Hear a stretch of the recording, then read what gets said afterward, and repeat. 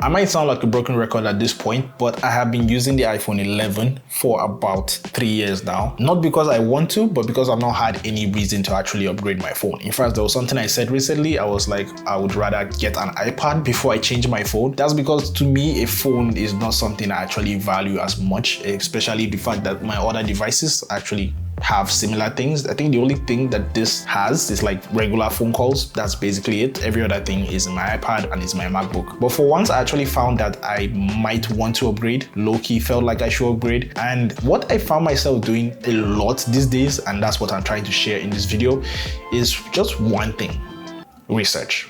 Just do your research. And I feel like a lot of people would make smarter choices or even know what they are paying for and whether it's worth it or not if they only just sat down and did a bit of research about what they are trying to get. So there are 3 things I actually do when I do research for what tech I'm about to buy next. 1 is YouTube research, 2 is Apple website comparisons, and 3 is price comparisons on Amazon. Now, for YouTube research, this could be things like watching reviews about a particular iPhone you're thinking of getting, watching long-term reviews, and is it worth it type of videos like the ones I have on my channel. If it's a much older iPhone, videos like using phone Y in current year, I've made those too. Those videos could be very helpful as well. Watching side-by-side comparisons of your current phone versus the phone you plan on getting is something I do as well. And what I find very interesting these days is actually watching Apple's official events and just hearing everything that happened and what led to the release of that phone. It was actually very funny hearing Apple call the iPhone 10 the greatest iPhone ever made in like 2018. iPhone 10, this really is the future. Second thing I do is a side-by-side comparison between the iPhone I'm trying to get, the one I currently have, and possibly the latest and greatest one. Like I said before, if you just plan on getting the best one at that point, you can just do that.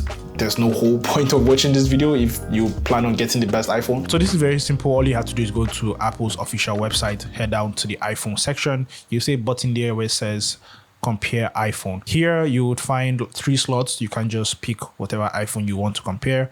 For my own use case, I think I'm going to do again the iPhone XR. At this point, I've used this reference so many times. The iPhone XR, the iPhone 11, and let's say the iPhone 16 Pro. So just from here, you could actually see the differences. Both 6.1 inches. This is 6.3 because Apple increased the size this year on the Pro models. So I'm not going to go through the whole thing, but if you just glance through the whole page, if you could just glance through the whole page, you notice that there's not much of a difference between the iPhone XR and the iPhone 11. They are basically almost the same. The only difference you'll find is the A12 on this one and the A13 on the iPhone 11, while this has the A18 Pro. There's literally a very big gap. Every other thing looks the same. The craziest part, let me just show you the crazy part. Crazy part is the size and the weight. I felt like the iPhone 11 should be a tad bit heavier because it has the second camera, but they are the exact same size. I don't know whether this is a mistake on the person who's supposed to impute all these values, but the iPhone XR and the iPhone 11 weigh the exact same to literally every